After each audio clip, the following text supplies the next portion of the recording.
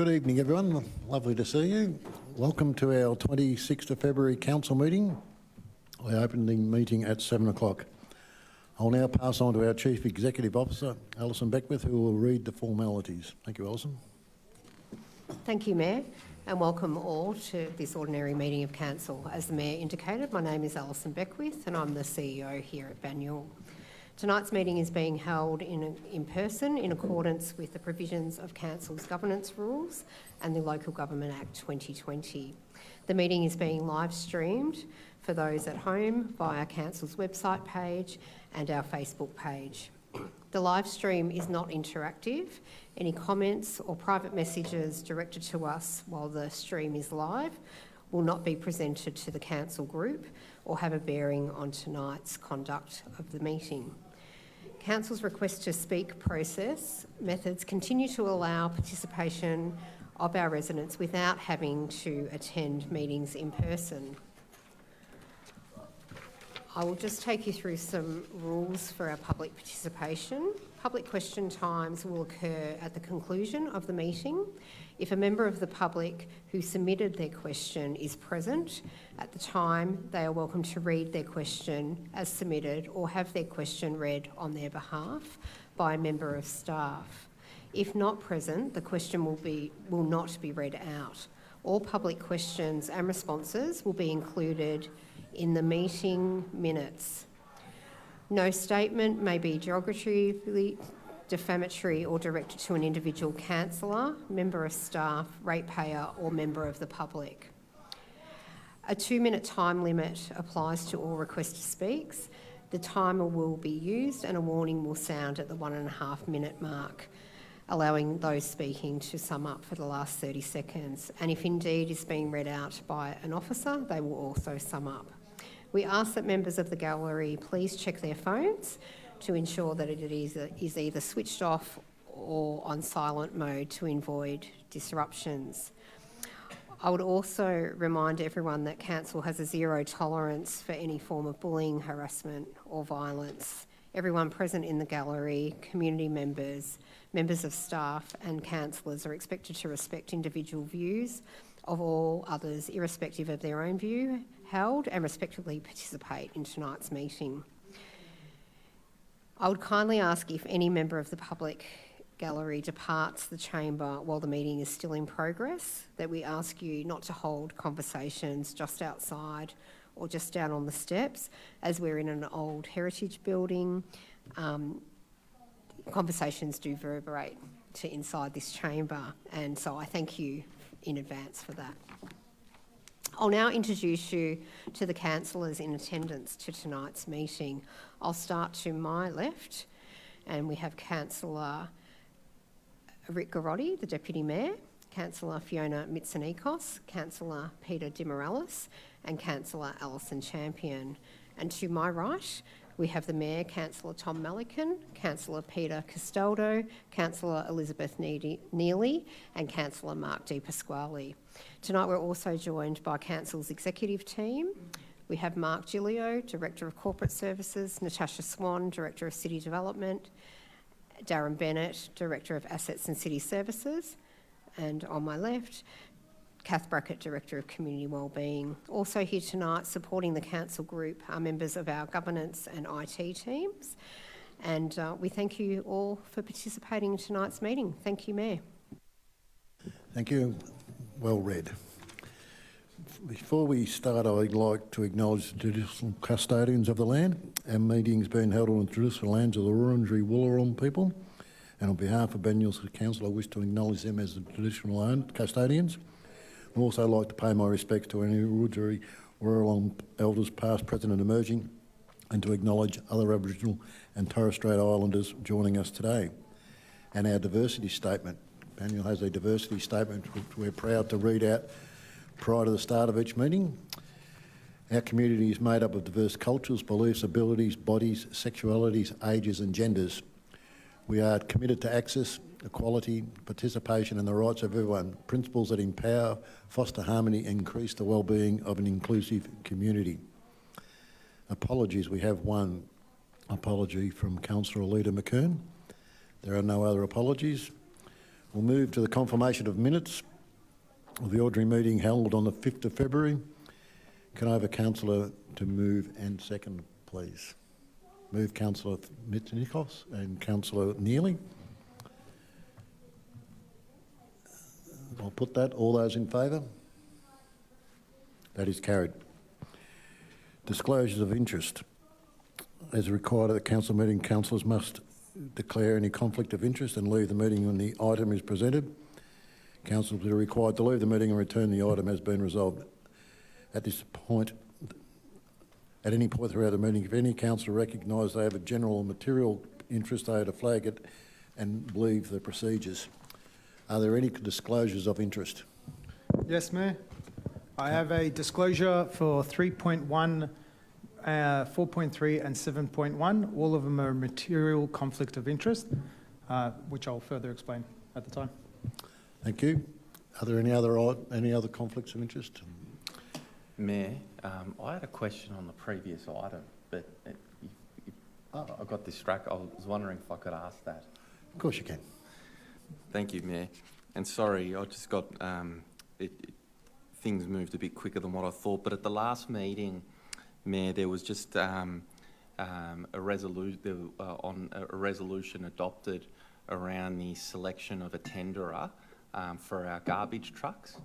And subsequent to that meeting, queries were raised by members of the gallery and public questions as well around the financial viability of that tenderer, and I just wanted to get a comment from the appropriate officer about that.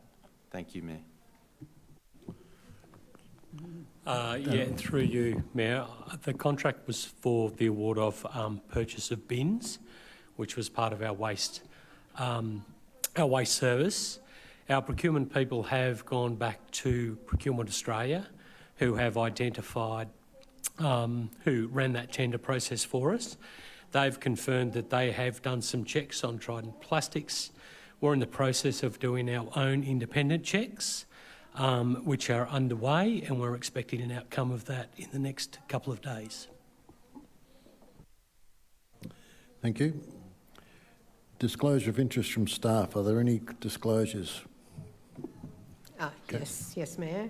I have a conflict of interest for the 11.3, which is a confidential meeting report from the CEO Employment Matters Committee recommendations. It's a material conflict of interest for myself, as it does have an impact on my employment, and I can gain or suffer from that outcome. The nature of the material impact is because it relates to my employment and performance, and due to the conflict, I've had no bearing on reading a draft report or reviewing a report, and I will also exit the confidential meeting while that item is discussed. Thank you. Thank you. There are no urgent items of business. There are no petitions. The first item is item 3.1.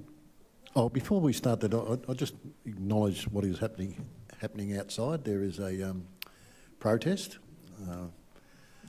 Good on these people for coming along and expressing their opinion.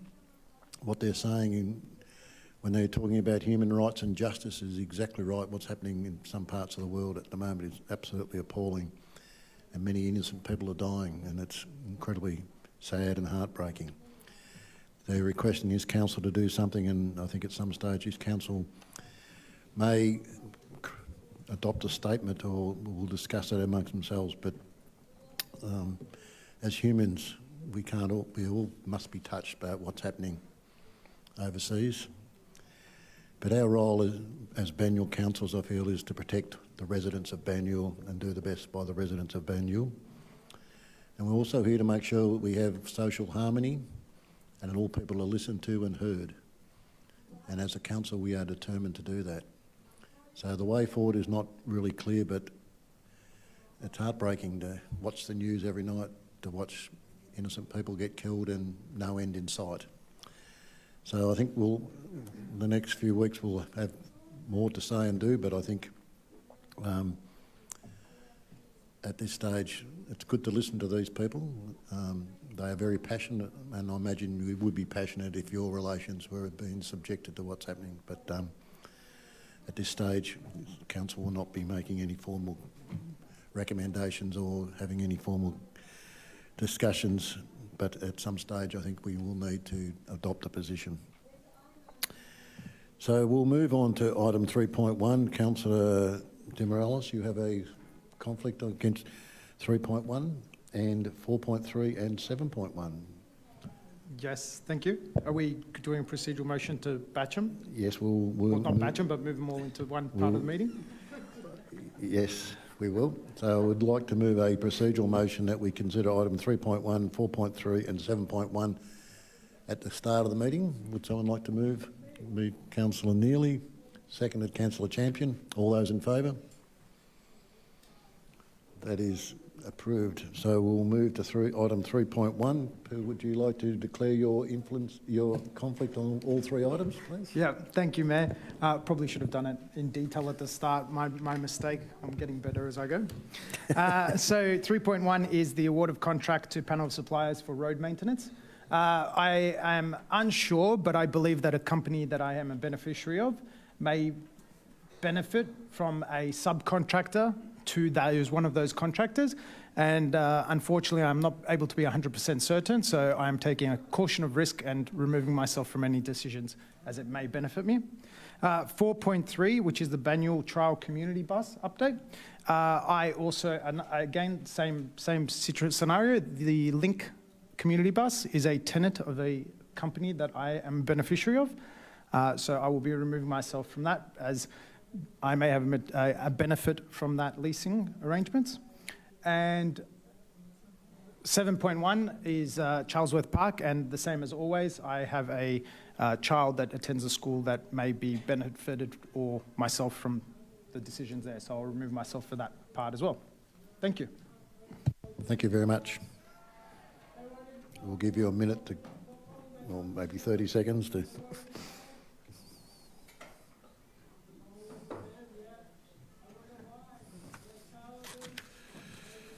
So we'll move to item 3.1. Can someone close the door, please? Would that be... Thanks, Kevin. Where's Brian?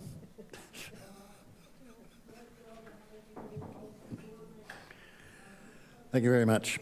There are no speakers. I look for a councillor to move as per the report in the 3.1.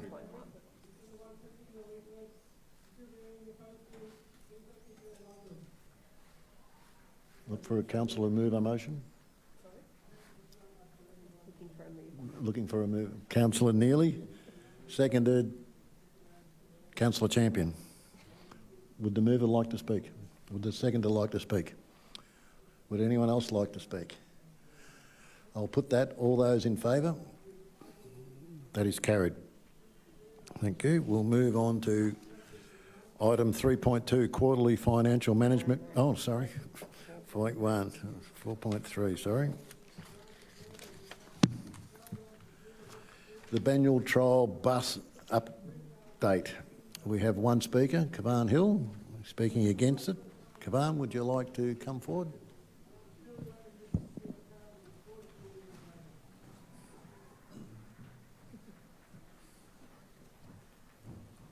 Thank you, Mayor.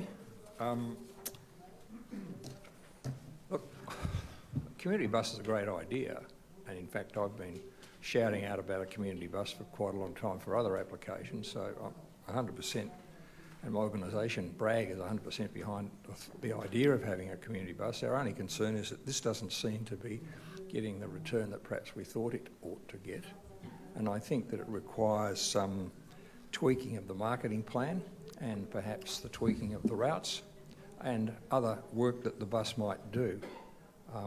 I don't know what the charter arrangement or the leasing arrangement is. I don't have access to the detail of that, but is it possible that when it's got downtime it can be used for some other purpose by this council or by a sub-lessee? So if you do the numbers and just look at it from a straight business case, it is never going to get a return on its current performance operation. So that's our concern, is when we look at the underlying financial performance of council and the matters that I'm going to talk about later in terms of saving costs, is there some way that we can tweak this bus commitment to make it pay for itself? That's all I want to say. Thanks. Thank you. Well, we'll respond tonight. We are changing the route, which will hopefully, that's the feedback we're getting, that the route's too long. But I can assure you we are leasing the bus full time. The bus is used for the routes, and other times Link Transport use it for other contracts or other services. So it's not like the bus sits there for the rest of the time. So, and Councillor Grotti has a question. Thanks, Mayor. I think you already started making your comments. Just through to the appropriate officer, but just, and these were sort of consistent with questions that councillors have, but just can we get some commentary on the financial viability of the service, how these proposed changes in the officer paper are expected to improve that viability, and what a future decision point then might be for the council. Thank you, Mayor.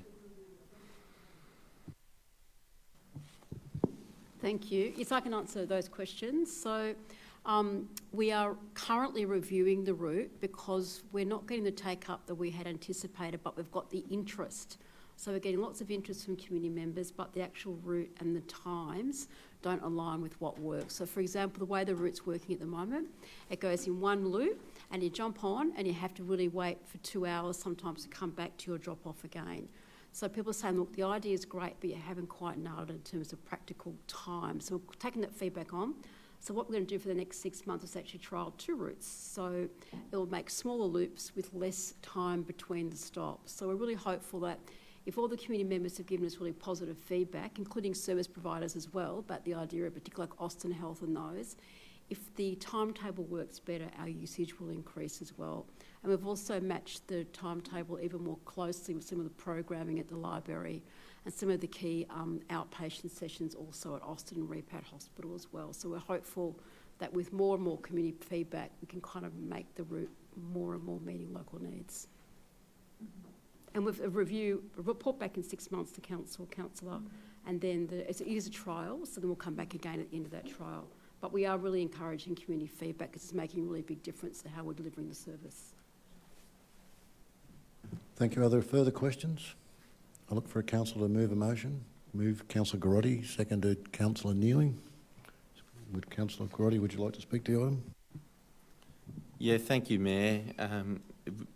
Pleased to see this report come forward to the council. So, you know, contextually, it was a notice of motion that I raised early on in the council term, calling for a report into a bus service, and that arose from a resident or a candidate, I should say, who ran in an election, and you know, in getting elected, I thought that was a good idea and something to get a report into.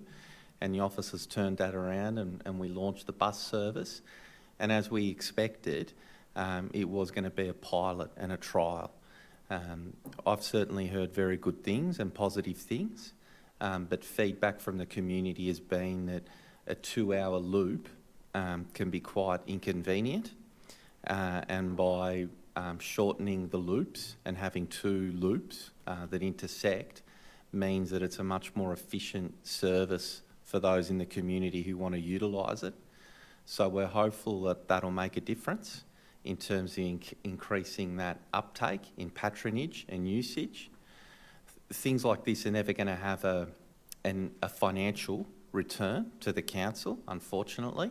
So it will be a net cost, but what you hope is that it has a net overall benefit in terms of economic and social, and particularly in terms of giving an opportunity for people in our community to engage in services and to engage in community offerings that they might have otherwise been excluded from being able to tap into, and particularly people with disabilities, particularly our elderly. So hopefully we see that uplift in patronage, and hopefully we can demonstrate that the benefits are there. I'm really excited about it because if it's a success in the south of the city, then it's something that we can look to in the north. And I know that there's a real need and a desire there from residents in Watsonia and Bundoora and Greensborough to be able to tap into this, but we need to be able to prove that the model works here in the south first. So certainly looking forward to seeing how this unfolds. Thank you, Mayor. Thank you. Would the seconder like to speak? Councillor Neely. Yes, thanks, Mayor. I thought the stats in the report were interesting in relation to why women are more likely to use free community transport. The stats showed that more women live alone, at risk financially, among others. The services do address support for those at risk, whether it is financial, those that are more susceptible to isolation, and as Councillor Grotti mentioned, people with a disability. So I think it's very encouraging for our ageing population to get out of the house, travel somewhere that they don't usually travel to. And I heard from the Age Friendly Committee a lot of good feedback about why that this was an important service for elderly residents. So I'd also like to see some exploration for the northern areas. There are residents that are isolated and don't have the benefit of public transport, as in a train or a bus stop that's within walking distance. And as elderly residents, particularly my ward, don't drive or are less confident to drive, they really need these sorts of services. So I'd like to see that happen if this is to continue past 2025. Thank you, Mayor. Thank you. Any further comments? Councillor McNerkos. Thanks, Mayor. Look, I love the idea of the community bus and how it's helping to deliver accessible transport options for older people to support social connections and independent living. I'd like to see this available for residents who are in not so great transport areas. I know that in Viewbank we have a retirement village and also an ageing community, and we're also a very long way away from a train station. And some people in our area find it really hard to get to the bus stops if you're not on a main bus route, which can be very isolating and hard for them to actually get around. And if you've ever been to Viewbank, there's not many shops around. So these are the people who would love to have access to a community bus to, get to Ivanhoe Library or the Seniors Park or Belfield Community Hub, and also feel safe doing so, because as we've just heard, more women are using this and needing this. I look forward to watching it grow and heading more towards the north as well. Thank you. Thank you. Further comments? I'll put that. Councillor Castaldo. Just very quickly, it's always going to be a very challenging project to be able to provide transport to those that need it most. Just this week I was speaking to a couple of elderly people that can only get around by public transport because they can't drive. And making sure that we provide options for everyone that doesn't have access to a car in a very car-dependent environment is a challenge, and I'm supportive of it in principle, but I think we've got to do some work to get it over the line and make sure it's the best course of action we can take to provide that necessary transport. Thank you. Further comment? I'll put that. All those in favour? That is carried. We'll move on to item 7.1, Chelsworth Park Notice of Intention to a agreement for lease. There are no speakers. I'll look for a councillor to move a motion. Move Councillor Castaldo, seconded Councillor Neely. Comment. Yeah, I'd just like to acknowledge there's a significant amount of work that's been going on to get us to this stage. It's a very important project for council, our community, and for the school. This is the next step in the process to potentially delivering a very important piece of public and private infrastructure and a joint partnership opportunities here. I think there's views that spread the spectrum on this about providing long leases to private organisations, but I think if anyone reads the documentation that's in the agenda this evening, there's a lot of community benefits to this, as is with the school, and I think it's very important that we go through the step-by-step process to make sure that we abide by all the legal obligations and ensure that the public have their opportunity to say all along the process. So this time it's about the lease agreement, for a 20 plus 5 plus 5 lease.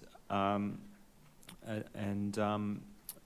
so I'm supportive of this going to the next stage tonight. Thank you. Further comments? Councillor Grotti. Yeah, thank you, Mayor. Look, you know, it's going out now for the process now for the community to have a say. And what I would just strongly encourage the community to do is to have that say. And it's with you now in the community. And if there are reservations or concerns in the community about this, you know, if there's a belief that it's not the best outcome for the community, I would just be encouraging people to really utilise this chance now to have your say through the official channels that council has, but also all of us have email and phones as councillors. Certainly as a deputy mayor, I'm happy to take phone calls on this because we do want to hear from the community. And, you know, we have not, you know, definitely it's out for consultation. I certainly have an open mind. I know that the whole council does. We need to hear from you, from residents, about this. And I just encourage you all to have your say. Thank you, Mayor. Thank you very much. Any further comments? Councillor? I'll put that. All those in favour? That is carried. We'll move, can we get Peter back into the room? Oh, Councillor Demirellis, sorry.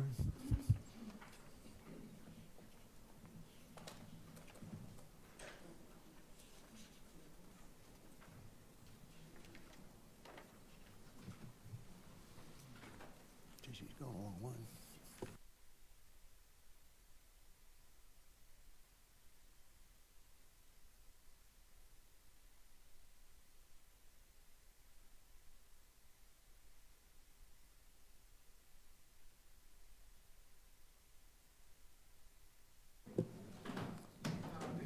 We missed you too much, Peter.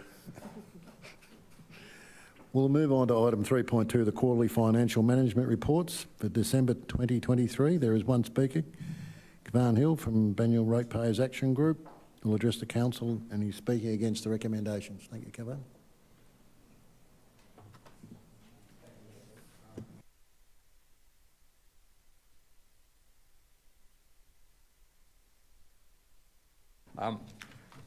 There's a lot to like about the report in the way it's presented, and I particularly like the report now that sets down capital expenditure by ward and a timeline. I think that's an excellent report, something that we've been asking for quite some time. But going straight to the point, you've summed it up pretty well yourself. You have a high-risk situation, which is on page 14, where you're talking about the underlying results, minus 3.79%, which must be worrying the CEO and all councillors collectively. And I know that there's some excellent intentions, and I know that there's good management communications occurring, but one of the things that we hear is that you're going to take every action you can to look at discretionary spending and other areas of saving. Now, of course you are, but it doesn't tell us what areas, and it doesn't quantify it, and it doesn't give us a timeline, and it doesn't tell us the impact on cash flow. And these are critical things for a business, which is what this is, and Councillor Grotti, who's a highly skilled accountant and financial person, knows exactly what I'm talking about here.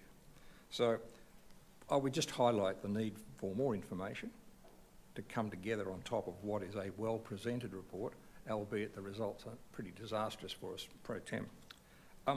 On page 13, you talk under the financial performance. You've got here the first line under point 4, an operating surplus. I take it that that's an underlying operating surplus, because in every other reference you have underlying operating deficit, so it's just a small technical point. Again, there was some confusion when I started reading this about recurrent and non-recurrent grants, and it's clarified in the paragraph after the first one, so I would just draw attention to some of that stuff. But we'd like to see a timeline, we'd like to see cash flows, we'd like to see some quantification of the things that you're really going to drill down on, particularly employment costs. Thank you. Thank you, Kavan.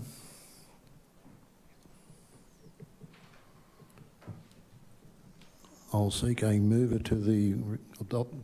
Councillor Garotti, is there a seconder? Councillor Neely. Councillor Garotti. Yeah, thank you, Mayor, and thank you to our speaker, Mr. Gavan Hill, and a representative of Bragg. And we certainly look forward, as we do every year, to the submissions, to the budget process. And I certainly take heed of what comes through from Bragg and where there could be opportunities for this council. So I'm very grateful for your work. Thank you. In terms of where we're at, I'm pleased now. I think over the last couple of months we've seen a continued improvement in the underlying, the forecast underlying position for the council. And as councillors as well, we have the benefit of getting a monthly management account that shows that trend is continuing into January. And I think at this stage we're now on track to exceed the budget, which is still a deficit. It's still an underlying deficit. But what I'm very pleased about is that as a group of councillors and with our CEO, with our Chief Financial Officer, Mark Gillio, we sat around the table at the start of the year and said we need to pare this back and we need to work together collaboratively on this. We need to look at our capital works program. We need to look at areas of discretionary spend. We need to be very disciplined in terms of business cases that are firstly brought before council and then secondly approved by the council. And I think those collective efforts now are bearing fruit. We know that things are only going to get more challenging for this council and for all councils because of the lower than expected rate cap, the high inflationary environment. But I think what we're all experiencing as well is just the complete reduction of state government grants, be they operating and capital, and even the timing of those grants. So it's one thing to get a grant, actually getting the physical cash in the bank, we're finding in different agencies is yet another challenge with the state. So for all these reasons, it's very important that we continue to press as we are and to ensure that we pare back that underlying deficit. But I am pleased with where we're heading, and I do want to just thank Alison for your work on that, and also Mark as well. It is very good work, and we have set a high task. Just in regard to a comment made around tracking of discretionary expenditure, it did remind me back to a query I raised about our legal expenditure, which I thought was quite high as a council. I think it was in the order of about $600,000 per annum. I would like to see some sort of a briefing or an update back to the council group on how we're doing to reduce or moderate that. Certainly I know in other industry sectors that I'm involved in, looking at shared services arrangement for legal is an area of potential cost saving. But I'll leave it at that. Thank you, Mayor. Thank you. Further comments? Second, I'd like to speak. Councillor Neely. Yes, thank you, Mayor. I'd just like to reiterate a few of the financials.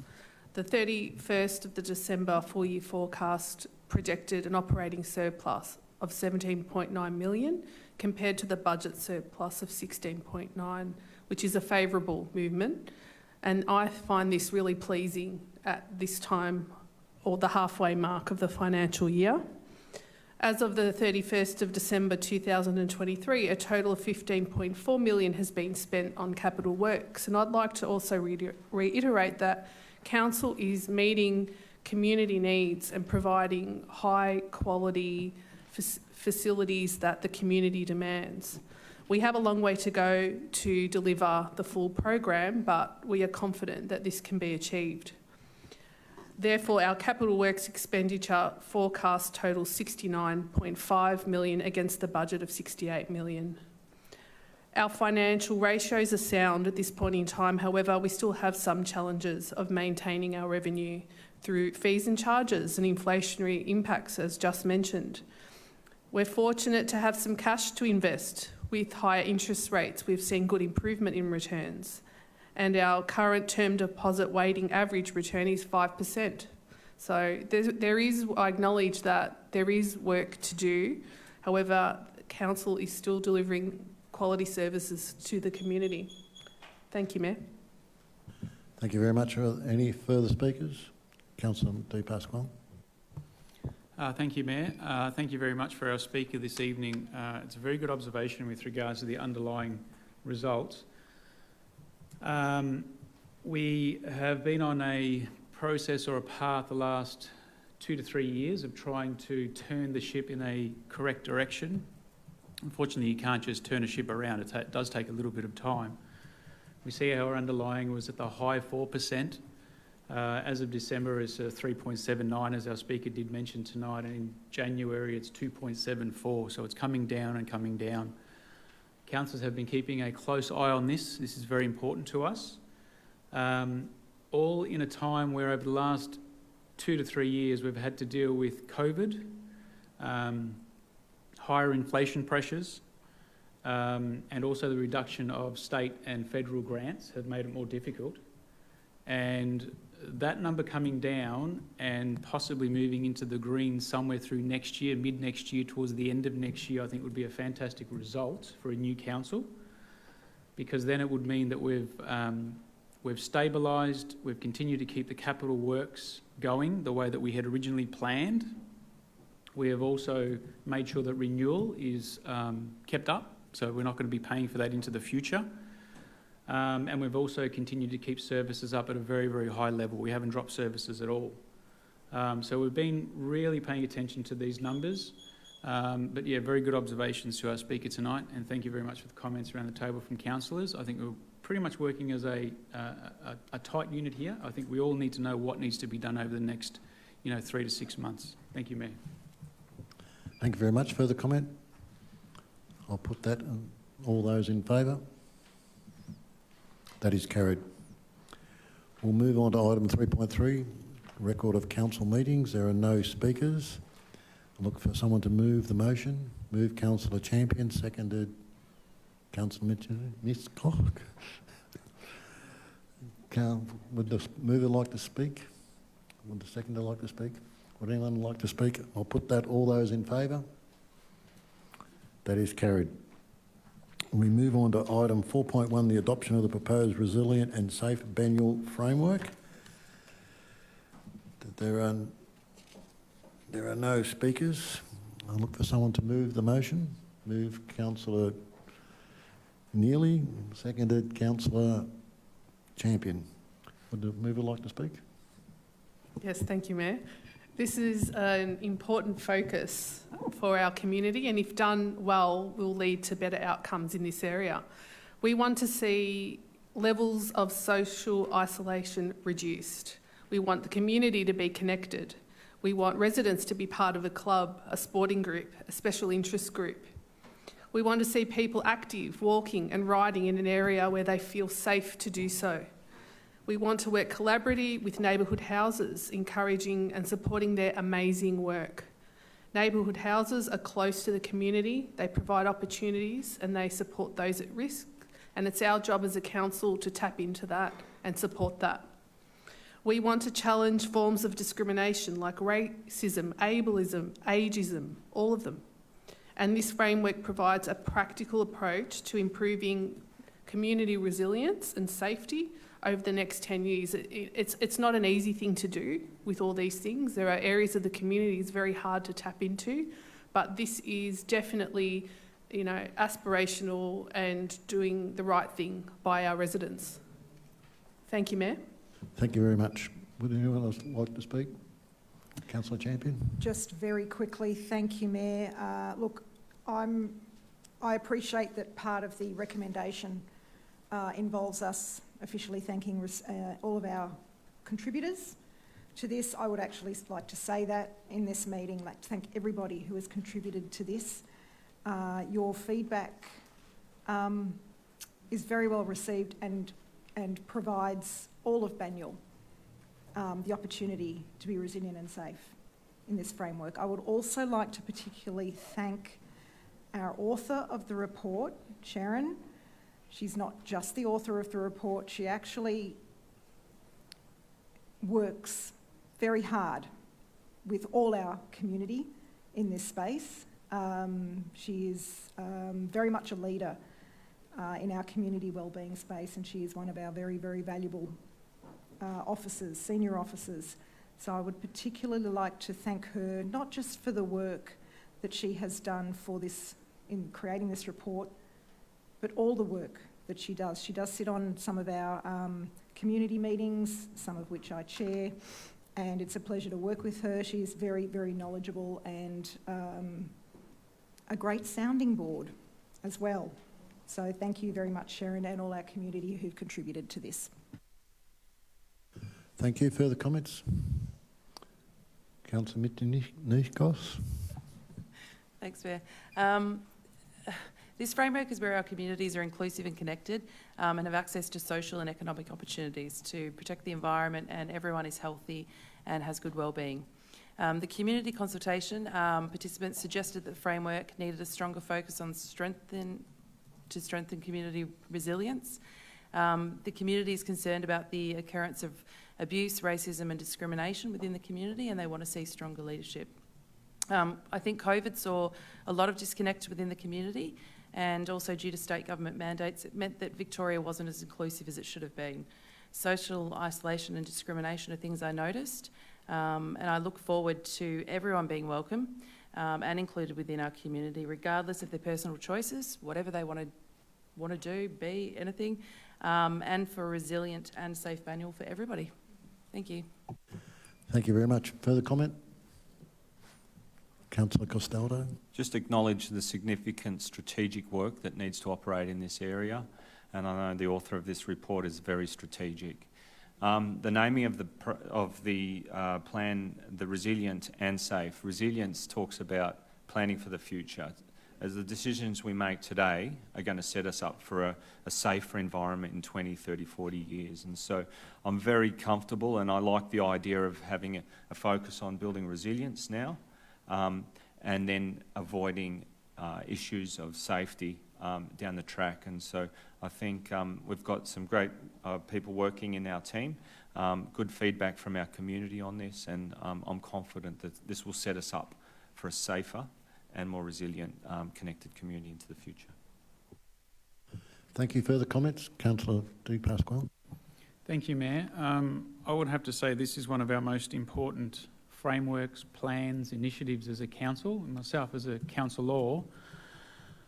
I mean, this is what I get to, I think, hold my head up high walking down the street, hoping that these types of measures are putting our community in a more resilient space and in a safer environment.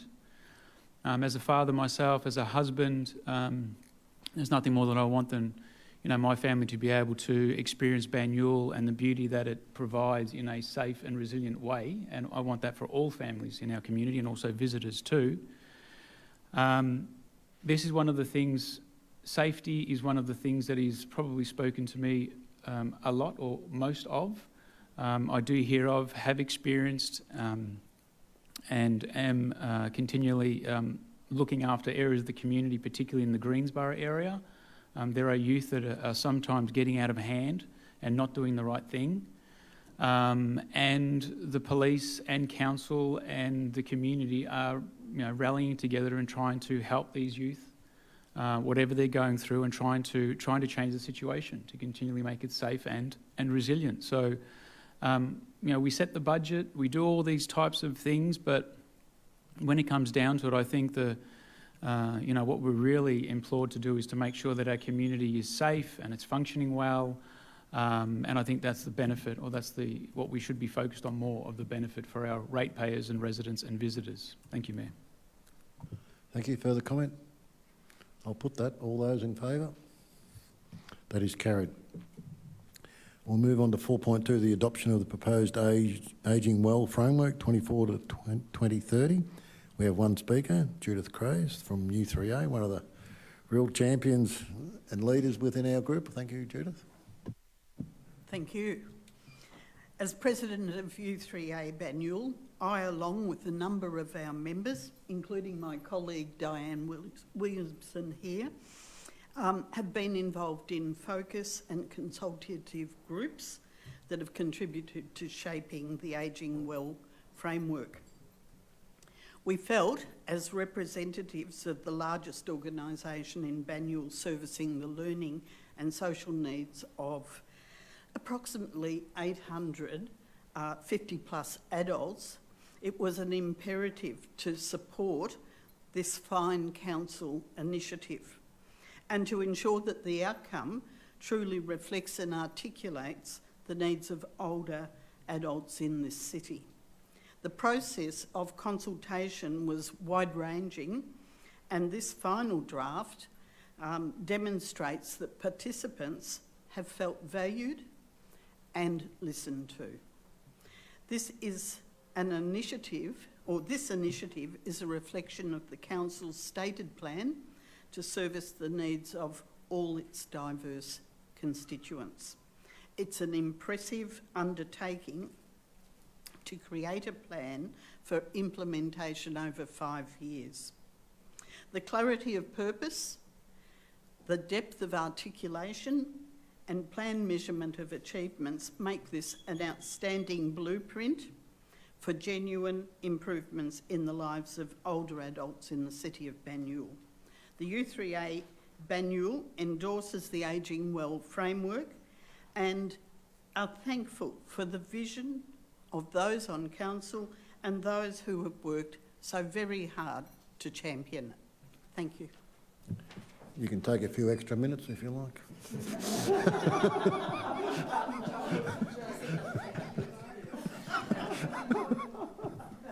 That was lovely. Yeah, I could listen a lot longer to that.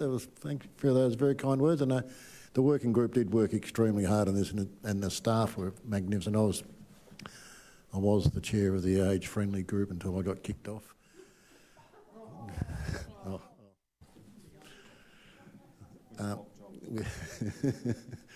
But no, thank you for your kind words. It was lovely, and it is a great plan. So, are there any questions from councillors? Would I like a councillor to move a motion? Move Councillor Costello, and seconded Councillor Champion.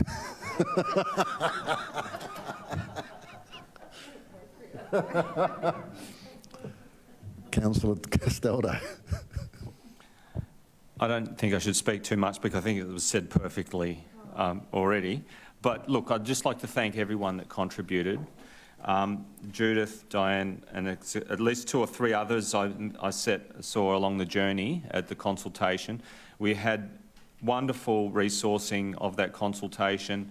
It was attended very well, and I'm really grateful for the staff for making sure that we allocate what we needed to get this done right.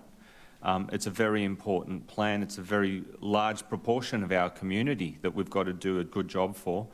I'd just like to acknowledge the Age-Friendly Committee that played a role, also the co-design working group, and all of the champions. U3A, I know there's so many of you, you turn up at every event, really making sure that you're representing the community so well.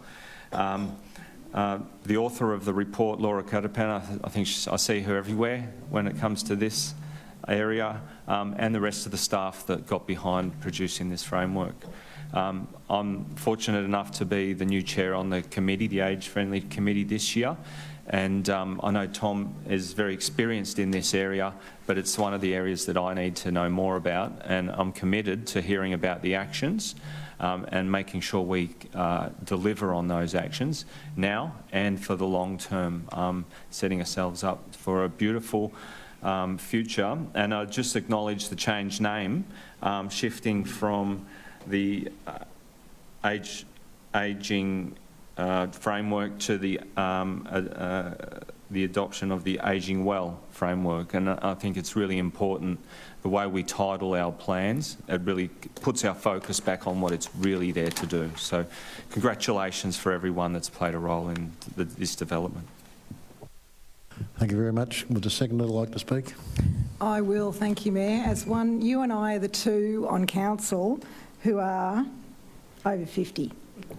So that's why you had to pick me second, as a seconder. We're genuinely over 50. And having been the chair of the Age-Friendly Committee in my last term, I trust this committee. This committee is so invested in Banyule as its home, and its place to live, continue to work and play. So I certainly trust their input. They were beautiful words. Thank you very much, Judith. They were absolutely beautiful, and I could have listened to them a lot longer, as the Mayor has said.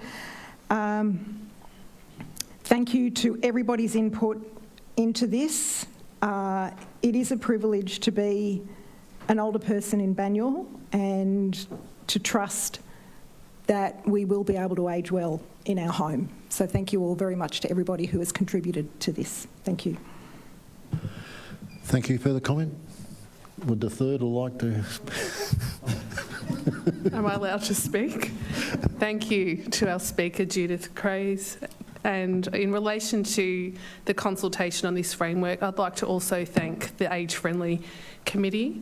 I know that Councillor Malikan's been on the committee for a long time, for many years, and more than once. So thank you for all your work on the committee. I know last year Tom was the chair, I was the substitute, so I was lucky enough to go to some meetings and hear from some wonderful people like Diane in this room, Williamson. The committee provide, particularly on this framework, really robust feedback, discussion, and there's a lot of expertise on the committee. Like I think Diane was a university lecturer, if I remember correctly, and has lots of insight and perspective. So, and as Councillor Castaldo mentioned, it was previously called, I think he said it incorrectly, the Older Adults Framework. So the committee recommended it to be changed. So that's how thorough, that's just an example of how thorough the committee is.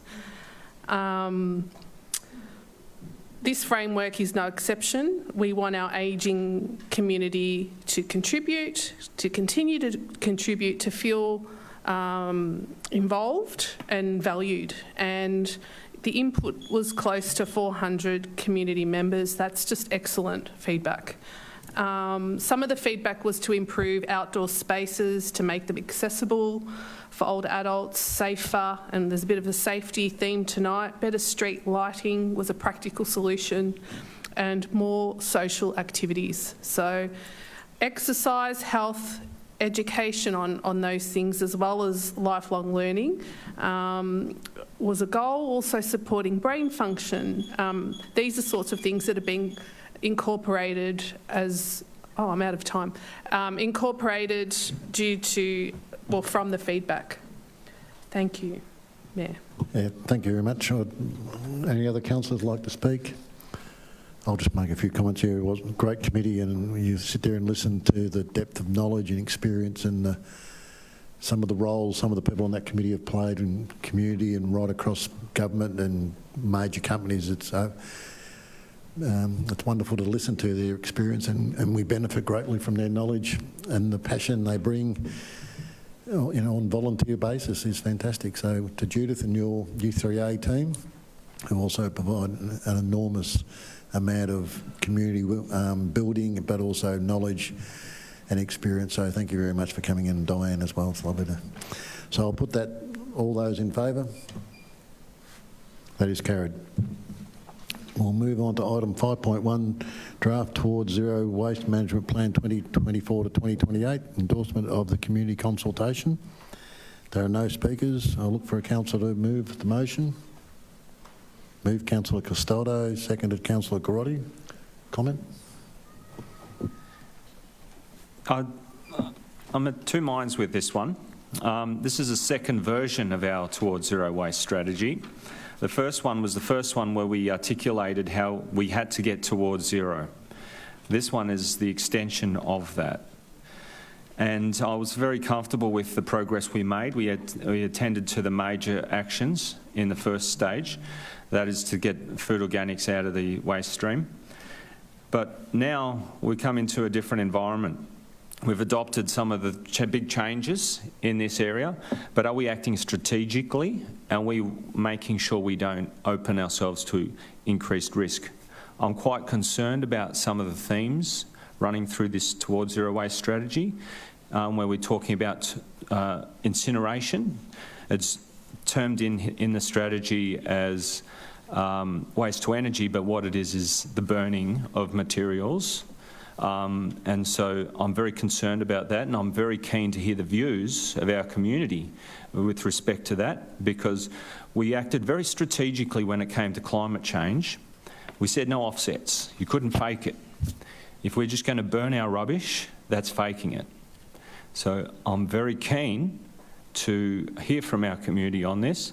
I think it's a good report, a lot of very good actions in there, but I have my reservations, and I'm very keen to see the outcome of this consultation that's going to come back to Council on the other side of this. Thank you. Thank you. Further comments? Yeah, thank you, Mayor. Just a comment as seconder. Look, happy to be putting this forward out to community consultation and looking for input from the community. One of the directions in the plan that's going out for consultation that I'm proud of is that the council's looking to advocate to other levels of government, and in particular the federal government, around waste to energy and the opportunities that presents. I've had the privilege of being able to visit the Yarra Valley Water waste to energy facility in Wollert, where it converts food waste into biogas, and it utilises that biogas to feed into the electricity network. It's a revenue stream for Yarra Valley Water. 10-year payback, I recall. It helps to subsidise our rates, our water rates, that is. Terrific initiative. And what they were indicating on the tour was that they're potentially going to be feeding that biogas directly into the gas network, and that gas can be utilised by industry. So there's some really exciting stuff happening in the waste sphere, and I'm really excited that this council is saying that we should be on the front foot in advocacy in some of this, and particularly around the opportunities in bioenergy and what that means for our energy mix, and tackling carbon emissions. We've done a really good job as a council so far, and I'd like to thank Councillor Castaldo and others for their leadership on this, and really looking forward as to how we take it forward going into the future. Thank you, Mayor. Thank you very much. Is there any other would like to pass? Councillor Di Pasquale. Thank you, Mayor. Yes, this does build on our previous plan over the previous 4 years, but also I do recall the 2017-2018 advocacy group that was formed from residents in our community, all getting together over many meetings and creating a community community group who were advising the officers at that time of what the Banyule community will need in the upcoming years. So it's really built on some really good foundations, and I think the way that the plan will continue to evolve as technology evolves, well, then we shouldn't really shut our eyes to technology. We need to be using it. Our society was built on the technology, 200 years ago, 100 years ago. That needs to change. But we definitely can't condemn our community for taking that opportunity to use those means to build the community and the country that we have, especially when we have countries who are in less of an opportunity, or who have less opportunity than we do. I'm talking about third world countries, etc. And they're pushing hard to use those resources to build their country and pull their people out of poverty. This country has been through that. We're now at a level where we need to refine the power use that we are using and make sure that we're sustainable into the future. And countries need to get together to make sure that there's sustainable ways that these countries can be supported and bring their people out of poverty, as well as give them opportunity too. And I think I'm very hopeful the next 5 or 10 years we'll have those solutions. Thank you, Mayor. Thank you very much. Further comment? Councillor Michnikos. Thanks, Mayor.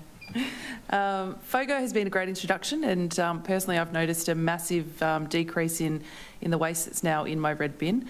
But one thing that really frustrates me is food packaging. the little packets of biscuits and chips, and everything's wrapped in styrofoam and then wrapped in plastic. And I think for residents, it's really hard, or for anyone shopping, it's really hard to just go to the supermarket and pick something up without having that thrown in your face, because it's everywhere. So it's really hard to go zero with that at the shops.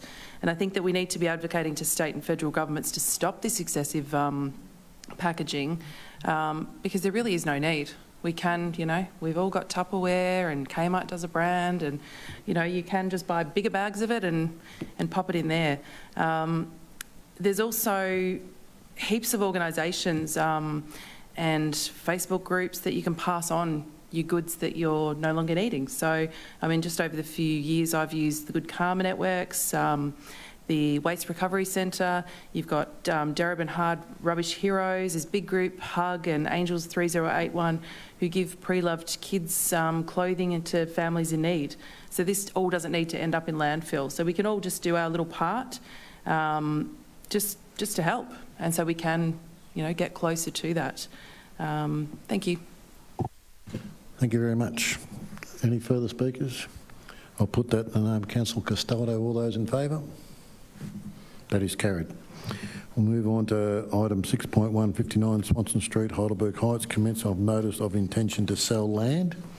There are no speakers. I look for a councillor move a motion. Move Councillor Garotti, seconded. I have a question before we continue the movement. Is that yes. right? Yes. Just to the to the appropriate officer, just regarding, obviously, last time this came up with the commencement of notice for intention to sell, just what happened from the motion and the recommendations that council passed, which was in moving the tenants, before this came back up for another notice to motion. To the right officer, please.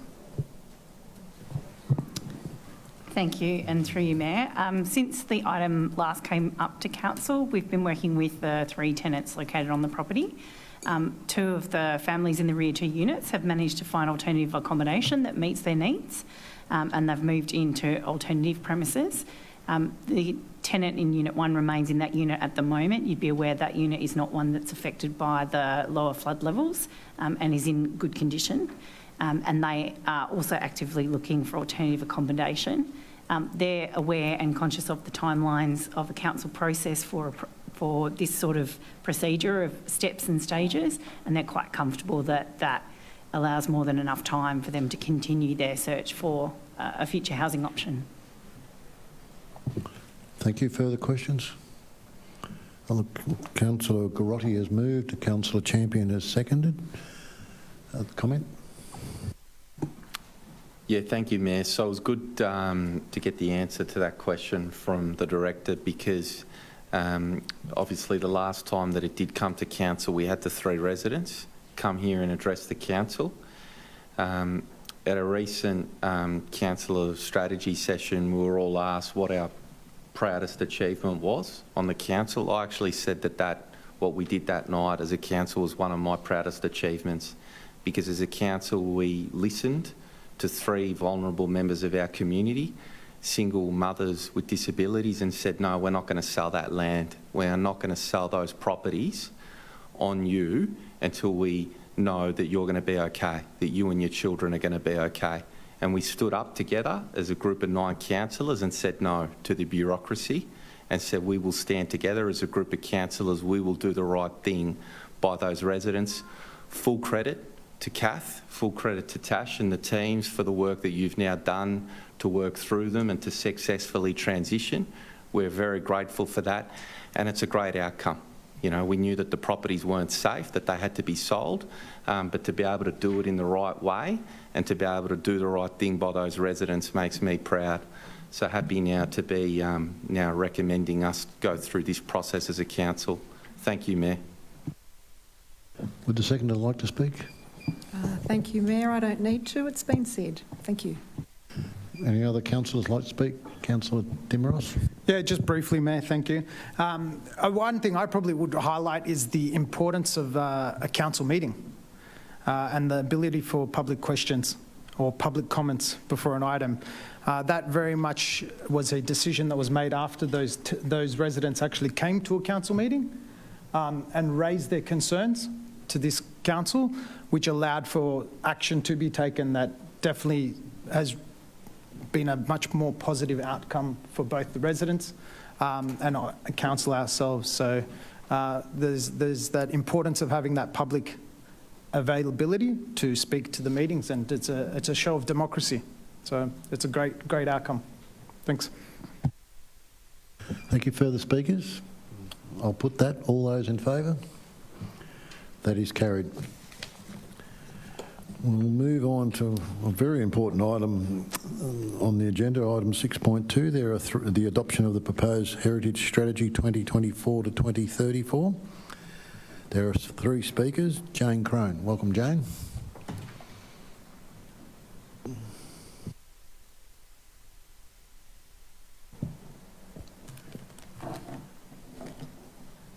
Thank you. I'm speaking for, but also a little bit against, because a lot more work still has to be done on this heritage strategy. It's not going to be done again for another 10 years. I'll probably be dead by then. I feel frustrated that I only have 2 minutes to speak on such an important item that has taken me days to research and prepare, unless the Mayor uses his power of discretion to allow extra time.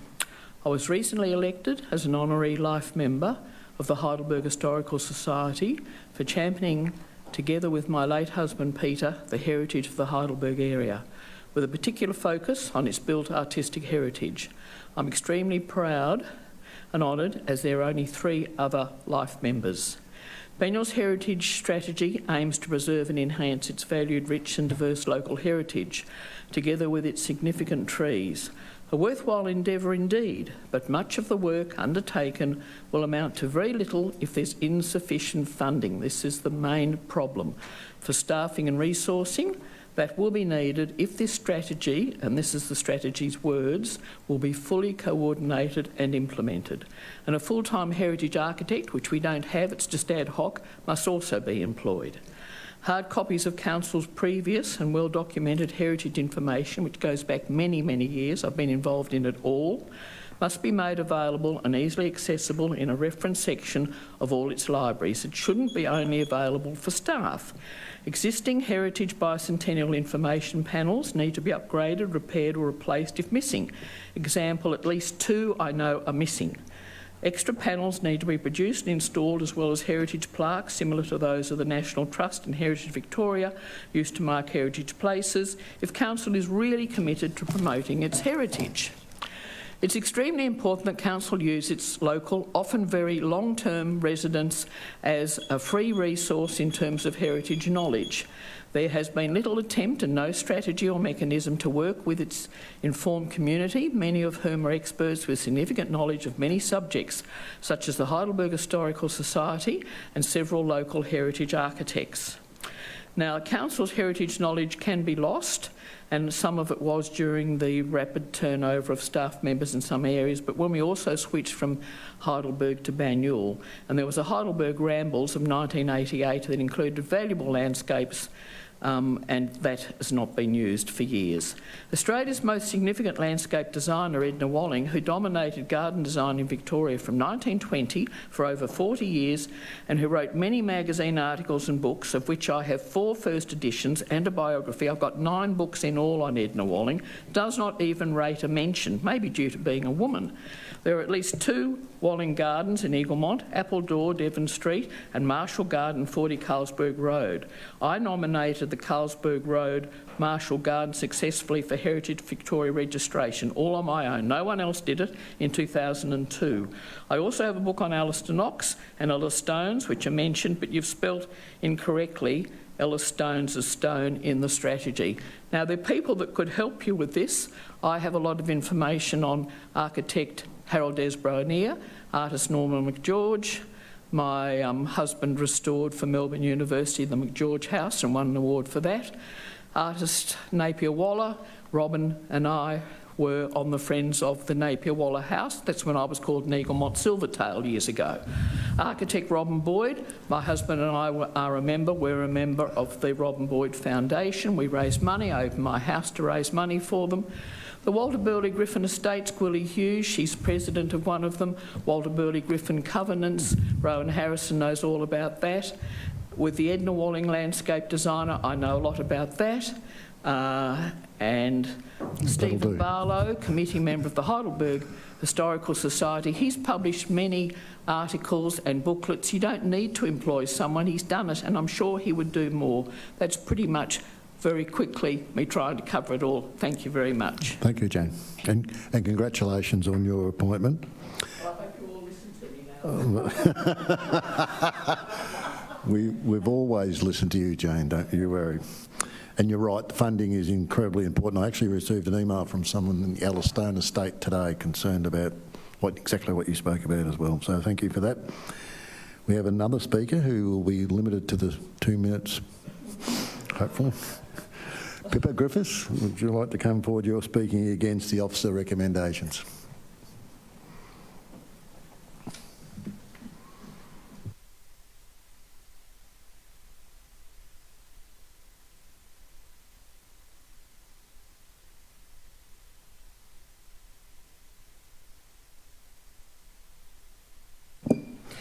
There are 4 issues I have with this strategy as it stands.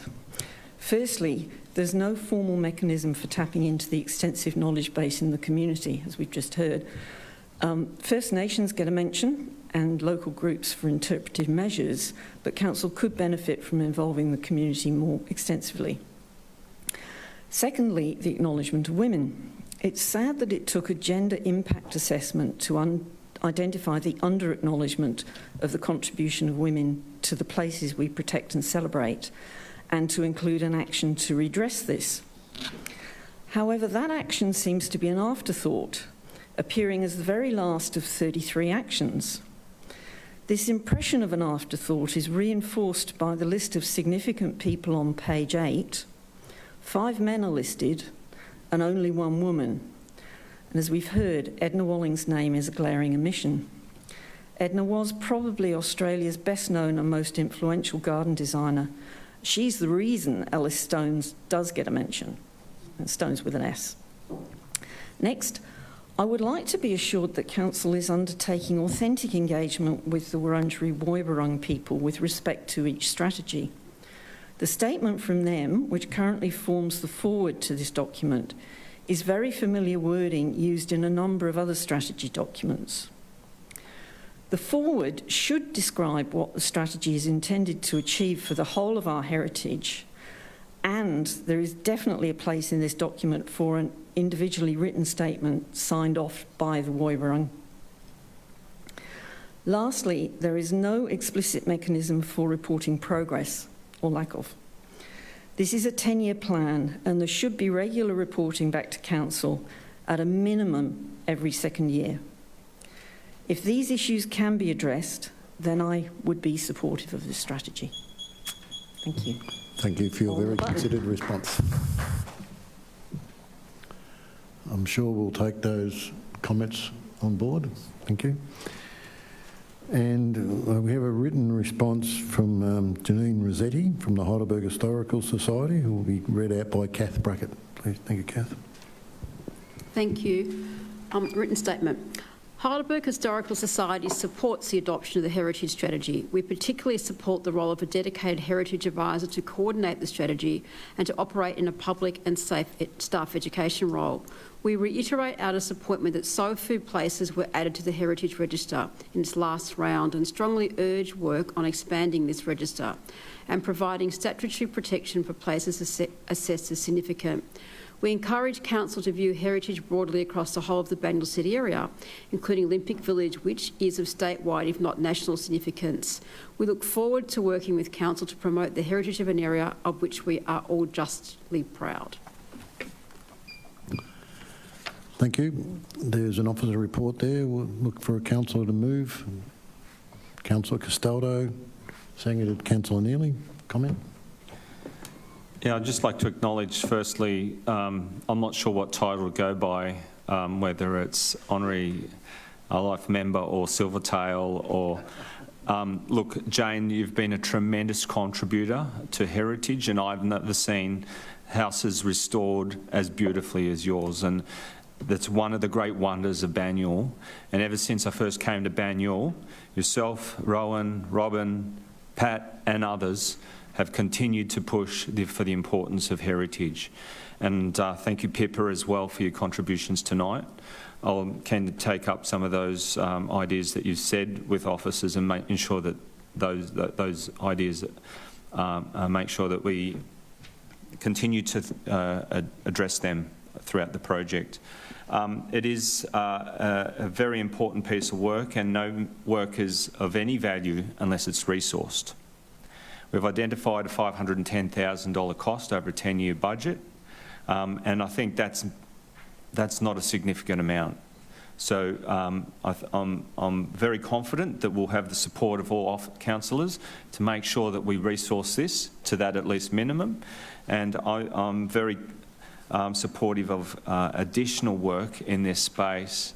There are so many beautiful things, both pre-settlement, colonial settlement, and post-settlement, that we need to address and make sure that we protect our heritage, because it's what connects us to this place.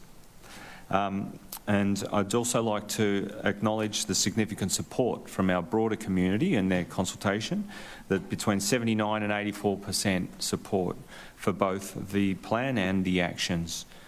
So I think it's very a good indicator that we're getting the significant things right, but as with all plans, we can always continue to push for better, and I think we've got a few people in this room that are going to continue to push us over this journey, so thank you. Mayor, I just had a question, and it possibly relates to the speaker as well, just through you to the appropriate officer, but in regards to the comment made around the budget, $500,000 over 10 years, is that coming up through the budget to this council? Does the recommendation need to be very clear and explicit that any budgetary implications will be going through that process? Some advice would be appreciated. Thank you, Mayor. Thank you, and through you, Mayor. The recommendation doesn't have any specific recommendations at this point for referral to the budget. Given the timing for when the heritage strategy has been adopted, we've identified that the first year's works action will be delivered within existing resources, so there's no budget requirement, but that we'll be coming back to the following year's budget to seek additional consideration of potential resources that we've outlined in there to effectively implement the strategy. Thank you. Further comment? Further questions, sorry? Would the seconder like to speak? Thank you. Yes, thank you, Mayor. I haven't actually had the pleasure of seeing Jane Crone's restoration, but I thank you for your contributions in this area. I'd like to see us celebrate our heritage more as a community. Raising awareness and sharing information is a key component of knowing about diversity of the community, and giving Banyule residents an opportunity to contribute to their community in a variety of ways increases understanding. So not only in terms of our tangible history through buildings and artefacts and monuments, but intangible ways like tradition and knowledge and memories. It's such a in-depth document. You know, the Wurundjeri lived in Banyule during a traumatic time in the 1840s up until the 1860s. Banyule was established as a farming district. The beauty and the landscape of Banyule inspired artists and architects that came to the area, and they produced impressive designs incorporating the built form and the natural environment. And this is what Banyule's known for. It's a Banyule legacy. Banyule has a strong sporting history, not to mention, you know, in 1956, the city of Heidelberg hosted the Olympic Games. The Olympic Village was built in Heidelberg West, the first purpose-built Olympic village in the entire world. So these are just a few examples. I could talk about this for a long time, but we need to capture and share these findings. And One opportunity, a real simple thing that I thought was good in the report, was to improve our online information about heritage. You know, we've got to get with the times and get things recorded really simply and easily to access, to get that interaction from the community. Thank you. Further comments? Councillor Garotti. Yeah, thank you, Mayor. Look, very pleased to be supporting the mover with this item tonight, but the comment, just perhaps rattled me for a moment because I hadn't seen about the budget. I hadn't seen that come through the budget papers, but at least now it's confirmed that that's for future years. And my feedback to officers would be, if it's important, look at your team, look at your arrangements, find an offset, because this council's still running a $5 million operating deficit. So everything and we need to get to break even, otherwise we're going back into debt. So I'm very supportive of the strategy, but everything new that we do, we need to look at where the offsets might be. Thank you, Mayor. Thank you. Further comments? I'll just comment that our heritage is vital. We get one opportunity to get it right. There's plenty of other sporting pavilions and things we do that if we don't get it right, we can fix it later. Yet our heritage is something we need to protect and preserve and pass on to future generations. So I understand what Councillor Garotti is saying, but I also think that if we don't get this right, then we will look back with shame on our time at council. And previous councils have preserved our heritage. That's why we have this beautiful building. So we need to consider that when we consider our budget processes. I'll put that in the name of Councillor Castaldo. All those in favour? That is carried. And that concludes the items on our agenda tonight. We'll move on to general items of business. Are there any general items of business? I had one, if no one else has got one, and the Twilight Sounds, which was an absolutely fantastic night. We had perfect weather. We had the beautiful locations of Heidelberg Park. There was over nearly 6,000 people there. And the noticeable thing was that there was more family groups than previously. Before, when we've had big headline acts, we've attracted a lot of people there, but I often used to wonder whether these were people from Banyule. But if you look at the people that were there at Twilight Sounds this year, they were family groups. A lot of them we knew, and it was mostly local. So I thought that was, the lineup of the bands was very impressive, but they were local bands and they attracted local people. So that was fantastic. And why wouldn't you come? Like it was a beautiful night, as I said, it's in a perfect location and it was all free. So coming out, I think this council's been quite proud of the Twilight Sounds. The staff did an absolutely amazing job. And next year we have a small grant from the federal government. So the event will extend over an additional 4 hours.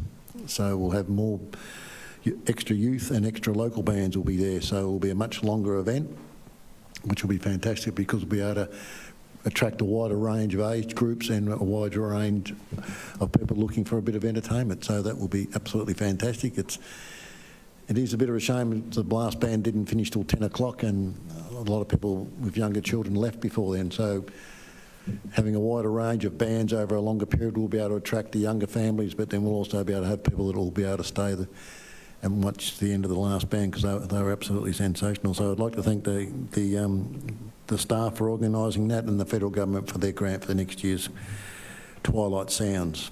I look forward to it. We'll now move on to public questions, and there are 11 public questions.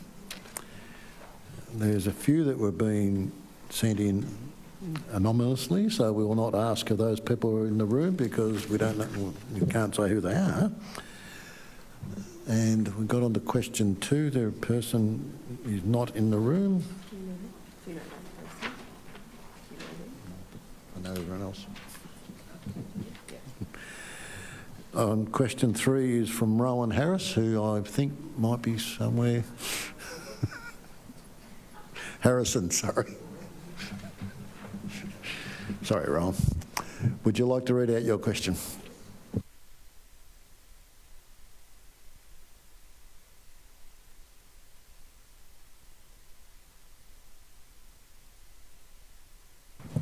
Mr Mayor, what I wrote and what the officers wrote slightly different, but they're probably better.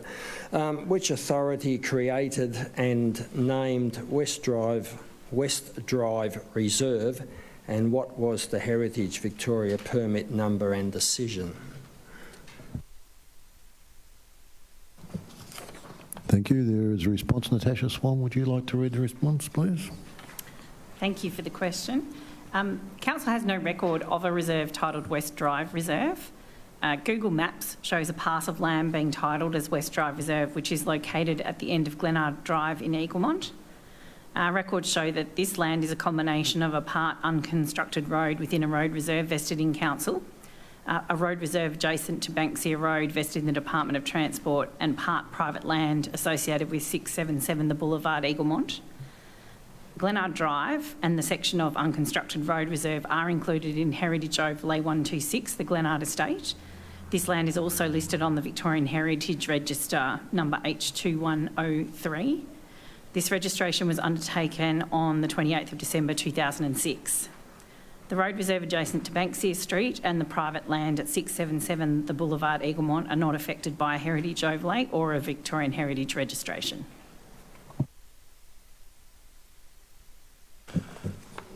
Thank you. David Blackley is not in the room now, so we'll move on to question 4, Cavan Hill. Come on, he's still here. Did you want to read your question, or would you like...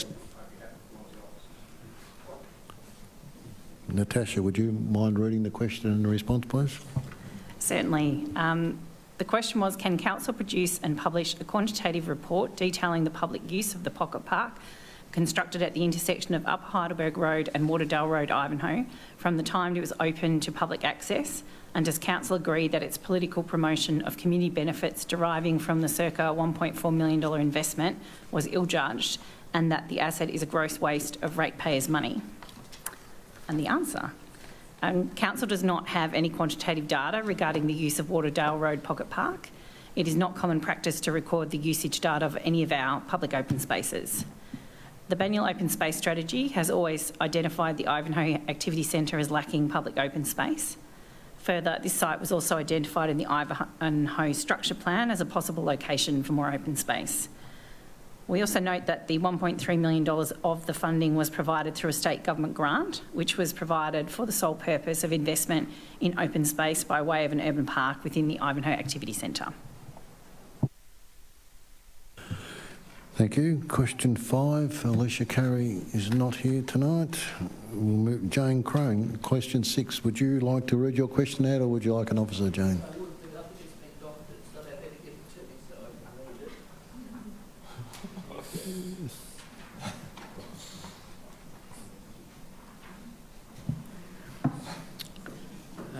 Now, my question: the Victorian Government and Heidelberg City Council, as part of a bicentennial project, sponsored public information panels.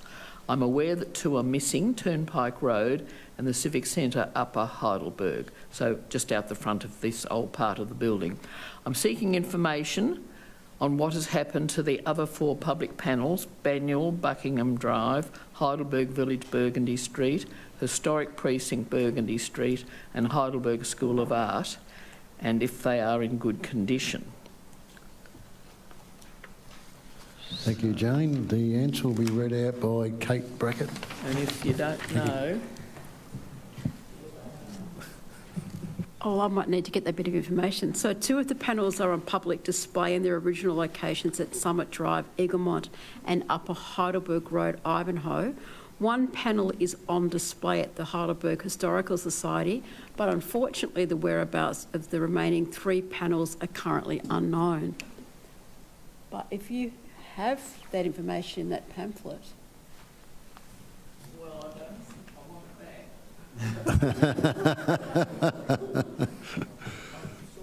back. Okay, we'll have a bit of a chat after me. Thank you, Jane. Lucas Moore, I don't believe is here tonight. Pippa Griffiths. Would you like to read your question? Griffin, that's what I said, isn't it?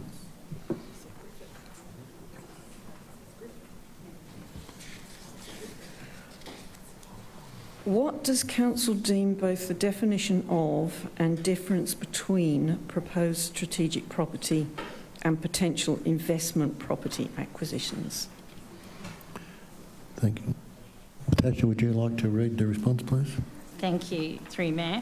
Banyul's investment strategy adopted on the 9th of August 2021 includes the two types of property investments.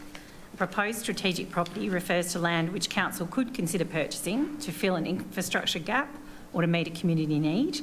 It could be adjacent to other council land holdings or otherwise well located near other council services or in an activity centre. It does not necessarily provide an immediate financial return. A potential investment property acquisition refers to land which council could consider purchasing as it would provide an immediate financial return on the investment through an income provided by rent, in addition to the general rise in property value that might be greater than other forms of investment such as fixed-term cash deposits. Thank you very much. We'll close the meeting to the general public. The next ordinary meeting of council will be on the 18th of March in accordance with section 66(2)(a) of the Local Government Act 2020. The meeting will now be closed to members of the public to consider 3 confidential items. Can I please have a council move and second that the council close the meeting to the members of the public prior to considering a proposed strategic property acquisition, a potential investment property acquisition and the CEO Employment Matters Committee recommendations. Can I have a councillor move? Move Councillor Mitsonikos. Seconded Councillor Garotti. All those in favour? Thank you everyone for your attendance and we'll hope to see you on the 18th of March.